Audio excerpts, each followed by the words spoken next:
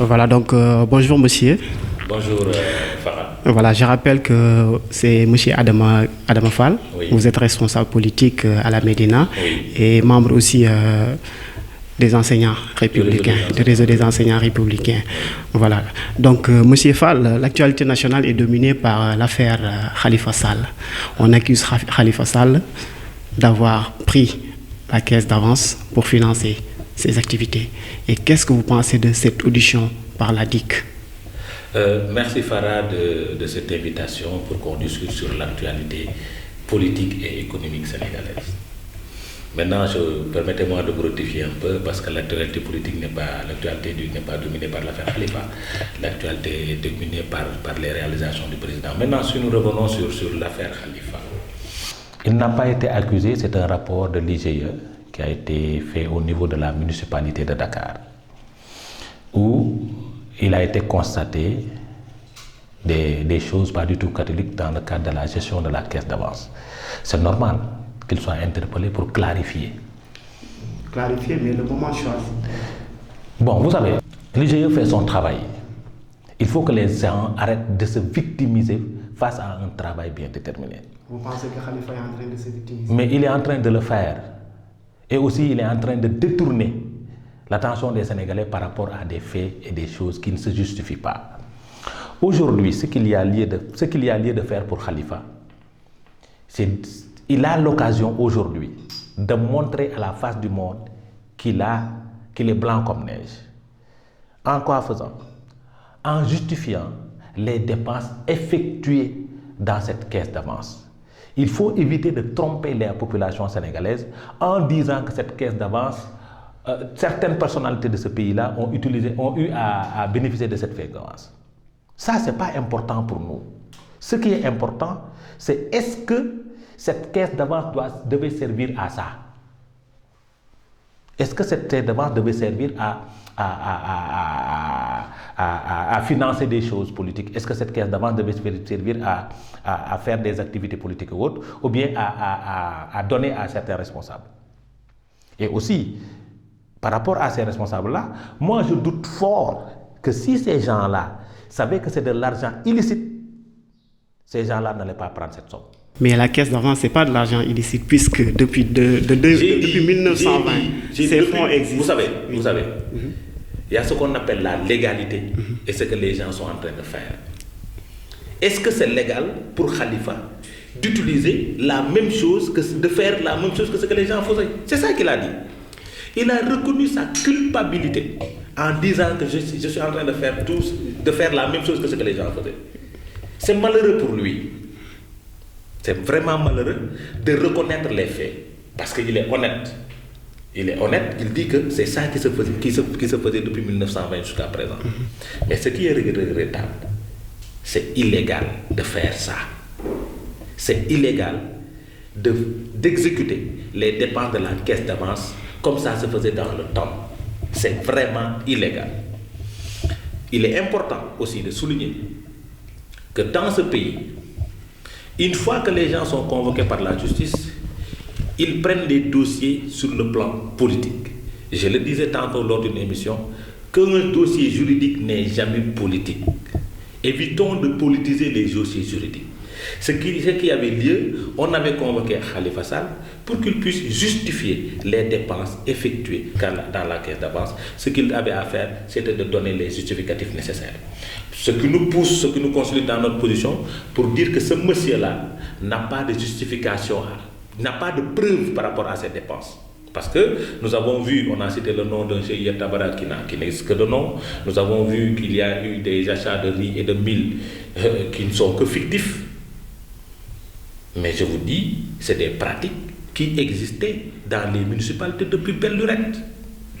Depuis belle lurette, c'est comme ça que ça se passait. Et si ces pratiques existaient depuis belle lurette, pourquoi attendre ce moment à l'approche, je dis qu'à la veille des élections législatives pour soulever ce dossier et donner ça, instruire? Parce que vous avez instruit au moins à l'IGE. Vous savez, le rapport de l'IGE, oui. Le rapport de l'IGE date de plus de 8 mois. Rappelez-vous, lors de la convocation de Barthélémy Diaz au tribunal, il avait dit on m'a convoqué, mais si on termine avec moi, ça sera avec Khalifa. Parce qu'il savait, il savait le contenu, non, il connaissait le contenu du rapport. Il savait que Khalifa Sall a eu à faire de l'escroquerie financière. Qu'est-ce que vous pousse à dire que c'est de l'escroquerie? C'est de l'escroquerie. Non, ce n'est pas une malversation. Ce n'est pas un détournement de dénouement. C'est de l'escroquerie parce que avoir dit que j'ai dépensé, j'ai acheté du riz, j'ai acheté du mil, or que vous n'avez rien acheté, j'ai acheté du lait, or que vous n'avez rien fait, c'est de l'escroquerie. Et c'est ça que Khalifa Sall a fait. Il a fait de l'escroquerie financière. Et il doit être jugé par rapport à ses actes. Et il doit éviter de te victimiser. Il doit être jugé par rapport à cette situation-là. Parce que la caisse d'avance n'appartient pas au maire de Dakar. C'est différent du fonds politique. Parce qu'eux, ils parlent d'un fonds politique. Qu'est-ce qui est la différence du fonds politique? Mais bien sûr, je vais vous dire ce qui est la différence du fonds politique. Le fonds politique est voté par l'Assemblée nationale. C'est un budget de la présidence et de toutes les institutions. Le fonds politique est voté par l'Assemblée nationale, par les députés, y compris Barthélémy Diaz. Contrairement à cette quête d'avance, le fonds politique est régi par une loi. Quelle est la loi qui régit le fonds politique de la mairie de Dakar? Il n'y a aucune loi qui autorise un maire d'avoir un fonds politique. Il n'y a aucune loi qui l'autorise. Donc, par conséquent, il faut que ces gens-là dissocient la caisse d'avance et du fonds politique. Une caisse d'avance, il est là pour régler des problèmes ponctuels et urgents. Social. Attention, dans le budget de la municipalité, il y a un libellé, il y a une rubrique sociale. Oui, c'est différent de la caisse d'avance. Dans le budget de la mairie, d'une mairie, il y a ce qu'on appelle une rubrique santé, différent de la caisse d'avance. Dans la mairie, il y a ce qu'on appelle, dans le budget, il y a ce qu'on appelle rubrique éducation, différent de la santé, différent de la caisse d'avance. Donc, par conséquent, la caisse d'avance, c'est pour régler des questions ponctuelles et urgentes. Mais est-ce que l'IGE ne pouvait pas attendre, puisqu'on est à l'approche des élections, sachant que Barthélémy Diaz a été entendu et jugé sur son procès. Vous savez, les gens de l'IGE sont des républicains. Ils ne sont pas dans le temps de nous, hommes politiques. Ils ne sont pas dans le temps de l'élection présidentielle ou législative. Ils sont en train de faire un travail. Et après ce travail bien fait, ils déposent le rapport. Maintenant, la justice aussi n'a pas ce temps, n'est pas dans ce temps politicien. La justice doit faire son travail. Si les politiques sont en train de faire leur politique, la justice doit continuer à travailler. Ça ne veut pas dire que nous sommes en campagne électorale, que les dossiers judiciaires ne doivent pas se faire. Mais si vous soulevez des dossiers judiciaires en période électorale, pré-campagne, je dirais, est-ce que la peur n'est pas dans le camp du pouvoir même? Bon, vous savez, nous n'avons pas à soulever aucun dossier. L'IGE, c'est un corps indépendant, certes logé à la présidence de la République, mais c'est un corps, certes, mais c'est un corps indépendant qui fait un travail sans parti pris. Mais il y a parti pris, puisqu'il y a certains, je dirais, pontes du régime même qui ont été aussi entendus, et ces rapports sont toujours dans les tiroirs. Les rapports de l'IGE? De l'IGE et des cours des comptes. Oui, le rapport des cours des comptes. Laissons la justice faire son travail. Vous savez, je vous disais tantôt que le temps de la justice est différent du temps de nous, hommes politiques. Laissons la justice faire son travail, prendre le temps nécessaire pour faire son travail. Khalifa Sall n'a pas été interpellé. Il a été convoqué pour justifier. Pourquoi s'alarmer? Si on est blanc comme neige, pourquoi tout ce tintamarre? Pourquoi toute cette campagne de communication autour de la question? Le Sénégal n'a pas besoin de ça. D'accord, on avance un peu, monsieur Fall, puisque hier, la caravane de Khalifa Sall a été attaquée à Tambacounda. La caravane de Khalifa Sall n'a pas été attaquée. Qu'est-ce qui a été attaqué? Il y a eu des échauffourées entre deux caravanes qui se sont rencontrées. Ça a été attaqué? Non. Par le camp? On accuse le camp appartenant à Sidiki Kaba. Le camp de Sidiki Kaba accuse le camp de Khalifa Sall. Ce matin, j'ai eu... Les accusations sont vice-versa. Il y a eu même des blessés de la part des militants. Vous savez, il faut condamner la violence qui existe dans le champ politique sénégalais. Vouloir avoir une liste et gagner une élection ne nécessite pas tout ce tintamarre-là autour de ces élections législatives ou présidentielles. Le Sénégal doit dépasser l'étape de la violence politique qui sévit dans le milieu politique et dans les partis politiques. Vous savez, cette attaque d'hier confirme l'attaque de la maison du Parti socialiste. Parce que c'est des gens violents. C'est des gens qui n'ont que pour arme la violence. Parce qu'ils l'ont fait dans la maison du parti, ils le répètent à Tambacounda, ils le feront demain. Mais est-ce qu'on ne peut pas dire que la peur est dans votre parti? C'est la raison pour laquelle vous attaquez Khalifa Sall, puisqu'il a gagné Dakar. Il vous a gagné à Dakar en 2014. Je vous avais dit ici dans votre plateau que c'est nous, en tant que parti politique, qui avions créé Khalifa Sall de toutes pièces. Et vous continuez toujours de le faire, puisque tout cet acharnement et toute cette violence. Il n'y a pas d'acharnement. On ne s'acharne pas. S'acharner sur qui? Sur Khalifa? Sur Khalifa qui pèse 5,5% par rapport au taux électoral. Soyons un peu sérieux. Non, mais il vous a battu à Dakar, n'est-ce pas? Il a battu pour quelle élection? Il n'a jamais... Les législatives, il vous a gagné. Les élections locales ne représentent pas une élection nationale. Attendons de voir les élections nationales de 2017. Mais il est en train de faire le tour du Sénégal actuellement pour faire des campagnes, pour essayer au moins d'avoir quelques voix, d'avoir des voix. Laissez-le tranquillement faire ça. Nous ne l'empêchons pas. Nous ne sommes pas là à empêcher un adversaire qui n'a pas le courage de sa politique de faire une campagne ou bien le tour du Sénégal.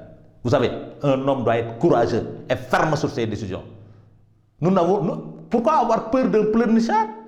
Quand il a été convoqué, il a fait presque 8 heures. Je vous dis qu'il a pleuré dans la salle. Soyons un peu sérieux. Donc, par conséquent, pourquoi avoir peur d'une personne qui n'a jamais gagné une élection nationale? Nous avons fait une élection. Combien d'élections nationales? 2 que nous avons remportées.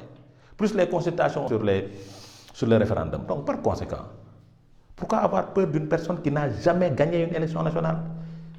Aux élections locales de 2014, il n'a pas présenté une liste nationale. Aux élections référendaires, il était avec l'opposition. Et il a perdu. Ils ont été laminés. Donc, par conséquent, pourquoi accuser les gens d'avoir une peur bleue? Parce qu'il y a acharnement. Il n'y a jamais eu d'acharnement. On ne s'acharne pas, on ne va pas s'acharner sur cette personne. Je dis aux Sénégalais que nous ne sommes pas dans cette situation. Nous ne connaissons pas cette situation. N'est-ce pas? Ce monsieur qui est le khalifa des détourneurs, le khalifa des escrocs, n'est pas courageux. Il n'est pas courageux et il ne sait pas ce qu'il fait. Maintenant, il a des ambitions. Personne ne peut l'empêcher d'avoir ces ambitions-là. Voilà, donc, Monsieur Fall, on avance un peu pour aborder peut-être le dernier sujet. Vous avez parlé tout à l'heure de la violence et nous avons constaté ces temps-ci au sein de la paire même, il y a au moins une recrudescence de violence à l'intérieur même de la paire. Après, nous avons Fimela, Ziguinchor, hier même à Tamba. Nous avons aussi Fatigue, aussi le cas de Fatigue où les libéraux ont été interdits d'accès à la salle des fêtes. Qu'est-ce que vous pensez de ces actes? J'ai dit, une violence est à condamner à tout moment. Mais ce qui arrive dans notre parti est désolant et regrettable. Cela est dû à un manque de formation politique et de discipline politique. Un militant doit être un militant discipliné qui suit les directives et orientations du parti. Aujourd'hui, à l'approche des élections législatives, les ambitions naissent. Chacun veut figurer sur les listes de députation. Chacun veut figurer sur la liste de députation. Chacun veut être député. C'est ça qui pousse Khalifa à s'activer. C'est ça qui pousse les gens à vouloir, à coûte que coûte, se faire voir ou bien se faire connaître. Et c'est vraiment malheureux. Et c'est regrettable. N'est-ce pas? Nous condamnons fermement les violences qui existent au sein de ce parti. Pour dire aux camarades, aux frères de l'Alliance pour la République, que ce que nous sommes en train de faire ne nous honore guère. Et cela ne reflète pas le caractère et le tempérament de notre leader. Nous devons suivre ses pas. suivre les directives du parti et travailler pour la victoire future. Vous savez, le président disait, c'est tout Khassaman Terul Khocho. Donc si tout un chacun se mettait à faire son travail, normalement au niveau de la base, et travailler pour la victoire du parti, tôt ou tard, chacun aura quelque part où être pour pouvoir faire le travail politique nécessaire. Mais un parti, un responsable de parti, un leader de parti doit pouvoir siffler des fois la fin de la récréation. Siffler la fin de la récréation signifie quoi? De demander à tous ces activistes politiques de se taire ou bien d'être sanctionnés. Qu'ils soient Marème Pabou, qu'ils soient les responsables de Ziguinchor, qu'ils soient les responsables de ces troubles au niveau de fatigue et autres, ou bien ce faux follet de Amal Suzanne Camara dans le réseau, que ces gens-là se taisent. Parce que ce qu'ils font, c'est va à l'encontre de l'Alliance pour la République, des principes et de l'idéologie de l'Alliance pour la République. Mais est-ce qu'il ne faut pas, dès à présent, essayer de structurer le parti pour savoir qui est qui et qui occupe telle fonction ou bien qui est plus représentant dans tel secteur? Ce n'est pas une question. Je vous ai dit que nous sommes dans un parti d'obédience libérale où les postes de responsabilité ou bien les coordonnateurs nationaux, les coordonnateurs nationaux sont nommés par le président du parti, contrairement aux autres partis ou autres. Donc notre parti est structuré parce que les structures fonctionnent. N'est-ce pas? Notre parti est organisé parce qu'au niveau de chaque part, nous avons des responsables et autres. Mais je vous ai dit qu'à l'approche de chaque élection, les ambitions naissent. Et puis, il faut accepter aussi que dans une famille, quand la famille grandit, mais il y a forcément du bruit dans cette situation-là. Mais il faut accepter ce bruit-là et arrêter cette violence-là. Nous devons s'asseoir autour d'une table et débattre sur le plan idéologique et sur le plan de renforcement des capacités des militants. Au lieu de se donner des coups de main, cela ne nous amènera nulle part. Et aussi, éviter d'être trop arrogants, nous commençons à l'être. Et cela va nous emporter si nous ne faisons pas attention. Cette violence, cette arrogance vont nous emporter en 2017. Donc nous devons être conscients par rapport à cette situation et accompagner les responsables qui sont au niveau de la base et qui sont en train de faire un travail extraordinaire. Les renforcer, les accompagner et les soutenir. Et d'éviter le copinage et le yamaner qui existe. Parce que ça aussi, ça frustre. La frustration est profonde dans l'Alliance pour la République. La frustration dépasse les limites dans l'Alliance pour la République. Mais cela ne signifie pas que nous devons nous regarder en chien de faïence. Nous devons travailler la main dans la main pour la victoire future de l'Alliance pour la République et de la coalition Benno Bokk Yakaar. Bu ñu nangu yeneen parti gën ñoo gore. Voilà, merci beaucoup M. Fall. Donc je vous laisse remercier les internautes, donc, puisque nous sommes au terme de notre émission. Oui, remercier les internautes et tous les Sénégalais qui vont me suivre et leur lancer un appel solennel d'aller faire leur carte d'identité nationale. Parce que si au-delà du 31 mars, les Sénégalais n'aillent pas faire leur pièce d'identité, ils risquent de payer de l'argent. Donc profitons de cette situation gratuite pour pouvoir aller, je ne dirais pas s'inscrire, parce que nous, les politiques, nous ne pensons qu'à l'inscription sur les listes électorales. Nous demandons à la population sénégalaise d'aller confectionner leur pièce d'identité. C'est important. Je vous remercie.